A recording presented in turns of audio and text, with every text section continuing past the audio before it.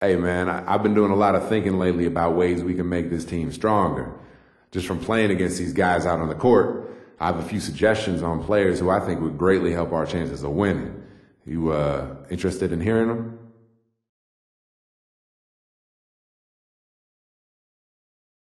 Yeah, let's hear them. I've really grown to respect your opinion, so some first-hand recommendations would be great. Why don't you go ahead and give me the names of up to 5 players you'd like me to trade for?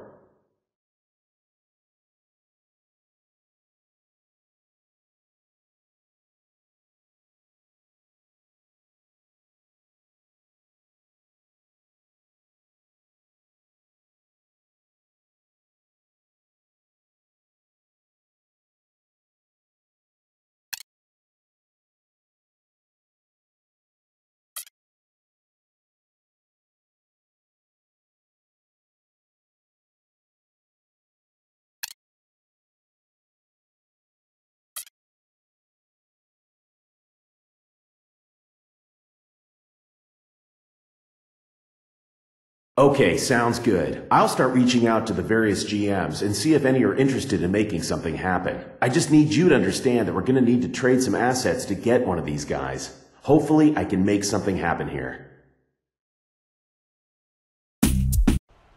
You hear that, boys? Listen to that crowd cheer for us. Let's get this win for our fans tonight. Let's pump these people up. What's going on, guys? Welcome to KB here in 2K13 with the Dallas Mavericks.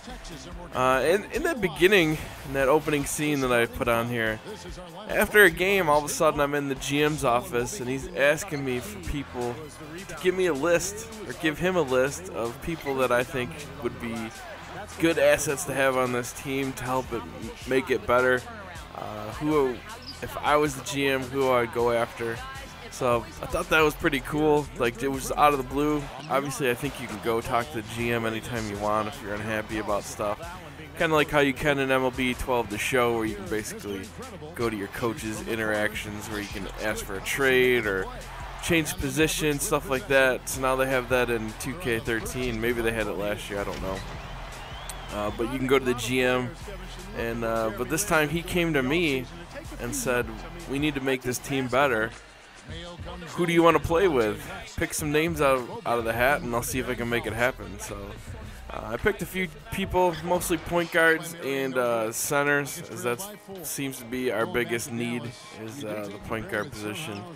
And the center position, a lot of times with the point guard, our guy just goes rogue sometimes and just tries to drive to the lane or drive to the hoop and just doesn't do a very good job, doesn't distribute the ball as good as he could. And then our center is just lacking in rebounds. Kamen's a pretty good offensive center, but he is not very good at rebounding for whatever reason, especially on the offense or the defensive boards. Really on offense too. He's not a great defender. So I put a few names for centers and a few names for point guards in there. One of them being Chauncey Billups. Being a Detroit Pistons fan, I knew how much that guy meant to the Pistons, and when he got traded, I was pretty bummed. And now that he's on, I believe it's the Clippers, he's got Chris Paul in front of him, so he's not going to be a huge asset to them, so they'd be willing to part with him for probably not very much. So I figured that was probably a good place to start. It would be a good upgrade over what we have now, and if we don't have to spend a ton of cash to get, or trade value to get that guy, I think it would be a good idea, and I think that would really help our team. So that's what I'm looking at right now. And if you notice, I have the quarters now bumped up to 7 minutes, which I should have done right from the get-go, but not really knowing what I'm doing, what it really means, how many minutes is a good amount. I feel right now that 7 minutes a quarter is about perfect for me. I'm able to score plenty of points. The score at the end seems pretty realistic as far as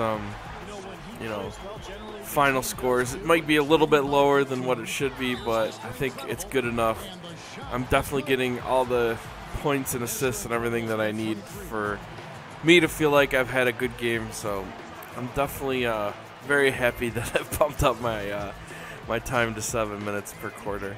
But here we are in the fourth quarter, about 5 minutes left. We have pretty sizable lead here against the Houston Rockets, which we need. I mean, we've been struggling at the beginning of the season, and we're starting to win a lot more now that I have a bigger role on the team, playing more minutes, actually starting now, not coming off the bench. But really, the key has been when I do get into the game, now that I'm starting, I stay in a lot longer than I was before. So a lot more minutes, which means a lot more points for KB, which also means a better chance to win the game. And there you can see we did win the game. We were up quite a bit again.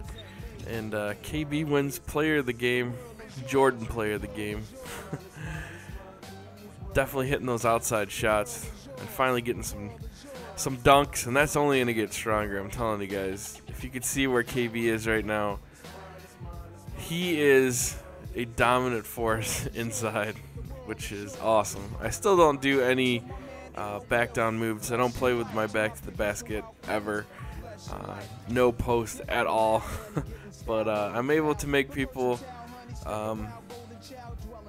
miss and allow me to get inside, and I'm also able to hit that outside shot. So I'm a dual threat, baby. Well, let's go to that press conference. Tonight you had 31 points. It seemed pretty clear that you tried to step it up offensively. Is there anything in particular you could point to that led to this performance?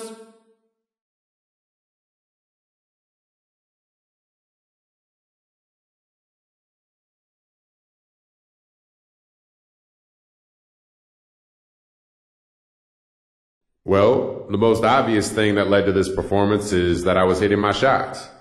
If I was missing, then I would have started passing more. It's not like I was sitting there in the locker room before the game telling myself that I had to take over the game at all costs. This stuff just happens during the regular flow.